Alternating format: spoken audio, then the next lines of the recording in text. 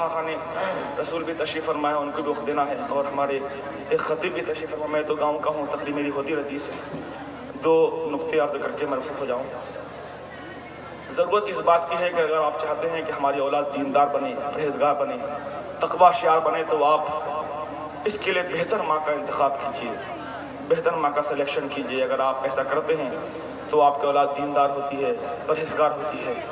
آج ہم لوگوں کا مزاج یہ ہے کہ ہم سوچتے ہیں کہ اگر ہم مالدار گھر میں شادی کریں گے تو ہم مالدار ہو جائیں گے، جبکہ یہ غلط ہے. اگر ہم اونچی فیملی میں شادی کریں گے تو ہمیں عزت مل جائے گی، جبکہ یہ غلط ہے. ہاں، اگر ہم دینداری اور پرہیزگاری کو دیکھیں گے تو ہمیں اس کی وجہ سے ہمیں عزت بھی ملے گی اور دولت بھی ملے گی. حضرت سفیان بن عیینہ رحمۃ اللہ تعالی علیہ ہیں، آپ کے پاس ایک شخص آتا ہے اور عرض کرتا ہے کہ حضور، میری بیوی ہر وقت مجھے پریشان کرتی رہتی ہے، میرے در پہ آزار رہتی ہے.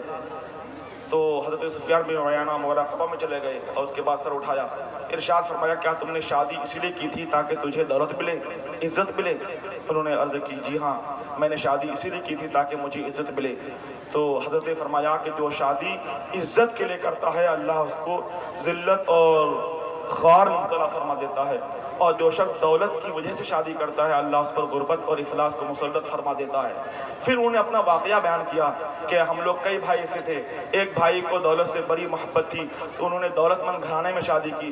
حال یہ ہوا کہ اللہ نے اس پر غربت و افلاس کو مسلط کر دیا اور وہ غریب اور مفلس ہو گئے. اور ایک بھائی کو عزت سے بڑا سروکار تھا، انہوں نے اونچی فیملی میں اعلیٰ خاندان میں شادی کی، اللہ نے اس پر ذلت کو مسلط کر دیا اور وہ ذلیل و خوار ہو گئے. اور مجھ کو چونکہ دین سے محبت تھی اور پرہیزگاری سے سروکار تھی، اس لیے میں نے ایک دیندار اور پرہیزگار لڑکی کا انتخاب کیا، سلیکشن کیا. اللہ تبارک و تعالیٰ کو یہ ادا اتنی پسند آئی کہ اللہ نے مجھے سماج میں عزت بھی دی اور دولت بھی عطا فرمائی. اس لیے لوگوں، اگر آپ چاہتے ہو کہ ہماری اولاد بھی پرہیزگار بنے، دیندار بنے، تقویٰ شعار بنے، سنتوں کی پیروکار بنے، تو اچھی عورت سے رشتہ کیجیے، اچھی عورت پرہیزگار لڑکی کا سلیکشن کیجیے. جب حضرت پرہیزگار عورت سے سلیکشن کیجیے، پرہیزگار عورت کا انتخاب کیجیے. آج ہمیں چاہیے کہ ہم دینداری کو دیکھیں، ہم پرہیزگاری کو دیکھیں. ہم لوگوں نے یہ سمجھ لیا ہے کہ عزت دولت و ثروت میں ہے، عزت عہدہ و منصب میں ہے، عزت قیمتی گاڑیوں میں ہے، عزت فرق بوس عمارت میں ہے. اسی لیے ہم دولت و ثروت کے لیے، ہم عہدہ و منصب کے لیے، ہم باغات و جائیداد کے لیے، قیمتی گاڑیوں کے لیے ہم آپس میں لڑ رہے ہیں، کشت و خون کا بازار گرم کیے ہوئے ہیں. جبکہ عزت دولت و ثروت میں نہیں ہے، مال و دولت میں نہیں ہے، عہدہ و منصب میں نہیں ہے، قیمتی گاڑیوں میں نہیں ہے، باغات و جائیداد میں نہیں ہے، فلک بوس عمارت میں نہیں ہے. خدا کی قسم عزت اسلام میں ہے، اسلامی تعلیمات میں ہے. اگر ہم چاہتے ہیں کہ سماج میں باعزت بن کر زندگی گزاریں تو ہمیں اسلامی تعلیمات پر عمل کرنا ہوگا، اسلامی فرمودات کو اپنے لیے مشعل راہ بنانا ہوگا. اسی لیے حضرت ابو عبیدہ بن جراح فرماتے ہیں کہ ایک بار ہم حضرت عمر ابن خطاب کے ساتھ ملک شام جا رہے تھے. بیچ میں راستے میں ایک ندی آ گئی، ہم تو ندی میں چلے گئے. حضرت عمر ابن خطاب اپنی سواری اونٹنی پر تشریف فرما تھے. آپ اونٹنی سے نیچے اترے اور اپنے موزے آپ نے اپنے کندھوں پہ ڈالے اور نکیل تھامی. میں نے عرض کیا کہ حضرت یہ ملک تو غیروں کا ہے، یہ ملک تو غیروں کا ہے، آپ نکیل مجھے دے دیں، آپ ایسی حرکت نہ کریں جس سے غیروں سے روب و دبدبہ ختم ہو جائے. حضرت عمر ابن خطاب نے فرمایا، اے ابو عبیدہ بن جراح، خدا کی قسم یہ بات اگر تمہارے علاوہ کوئی اور کہتا تو ہم اسے ایسی سزا دیتے جو سزا ہمیشہ یاد رکھی جاتی.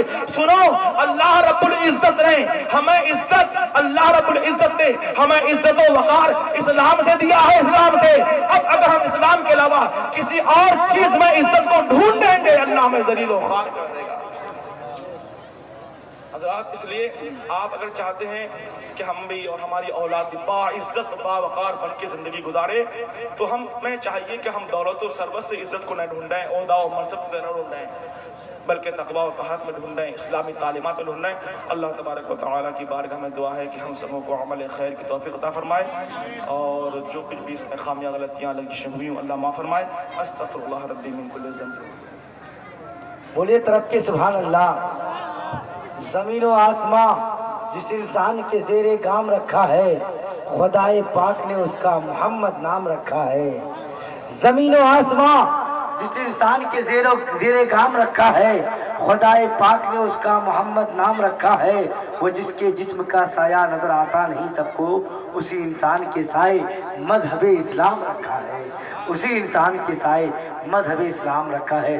رشیدی کانفرنس میں آنے والے تمام تر زائرین کو، تمام تر سامعین کو مبارکبادی پیش کرتے ہیں۔ بہت اچھی تقریر، بہت قیمتی خطاب حضرت علامہ مولانا مفتی فضیل احمد یاسینی کی زبانی آپ نے سماعت کیا۔ حضرات اس وقت ممبر شریف پر ایک سے ایک جملوں کے مالک عظیم گفتگو کی لائبریری موجود ہے۔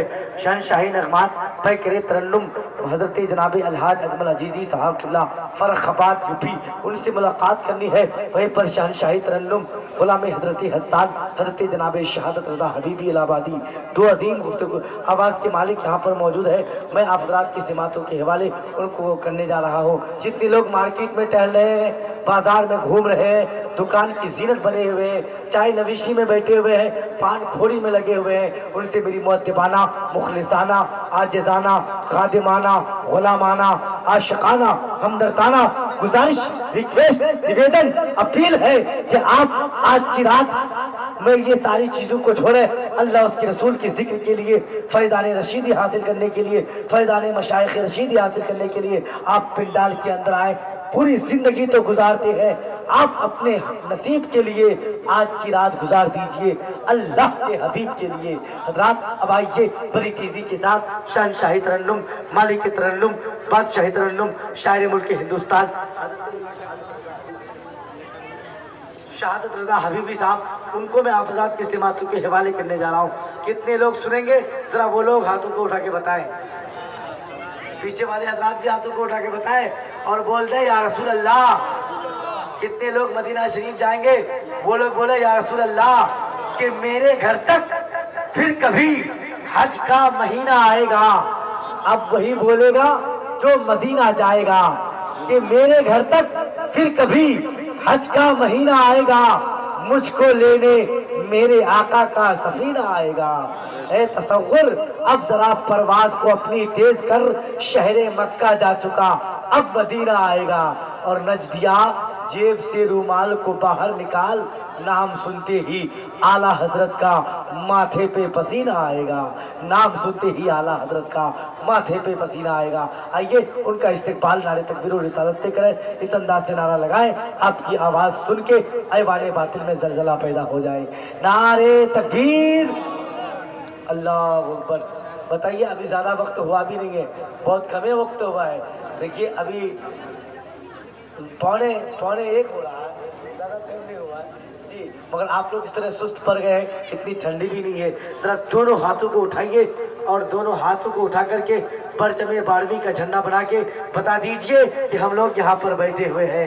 نعرہ تکبیر، ہاں یہ ہوئی دیوانے والی بات۔ نعرہ رسالت، مسلک اعلیٰ حضرت، فیضان مشائخ رشیدی، گہوار علم و ادب، سرزمین تاراباری، رشیدی کانفرنس کے پرسوں کے انتظار کا انجام لکھ دیا۔ شام کاٹ کے پھر میں نے شام لکھ دیا، بکھری پڑی تھی کانچ کی ٹکڑی زمین پر، ترتیب دے کے شہادت میں نے تیرا نام لکھ دیا۔